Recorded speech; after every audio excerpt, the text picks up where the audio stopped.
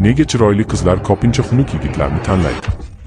Qadimda, g'or davrida tirik qolish uchun qizlarga himoyachi kerak edi, chiroyli yuz emas. Homiladorlik ularni zaiflashtirgan, shuning uchun ularning miyasi sodiqlik, resurs va ijtimoiy aqlni xohlashga o'rganib qolgan. Ularning miyasi birinchi ko'rishdanoq sevgi uchun yaratilmagan. Ilmiy jihatdan erkak chiroyli qizni ko'rsa, 150 millisekundda dopamin portlaydi. Ammo qizning miyasi tahlil qiladi, mantiqan o'ylaydi, hech qanday dopamin portlashi yo'q. Shuning uchun dunyoning eng mashhur jozibachilari eng chiroyli erkaklar bo'lmagan. Qiz muhabbatni jumboq kabi quradi, har bir bolagi bilan. Yigitning o'ziga ishonchi, hazil-mutoyibasi va ishonchliligi sekinasida uning dopamin tizimini yoqadi. Vaqt o'tishi bilan uning miyasi shunday o'zgaradi. U menga mosmi degan savoldan unsiz yashay olmayman degan tuyg'uga. U hozir seni yoqtirmasligi mumkin, lekin kuzat, u fikrini o'zgartiradi.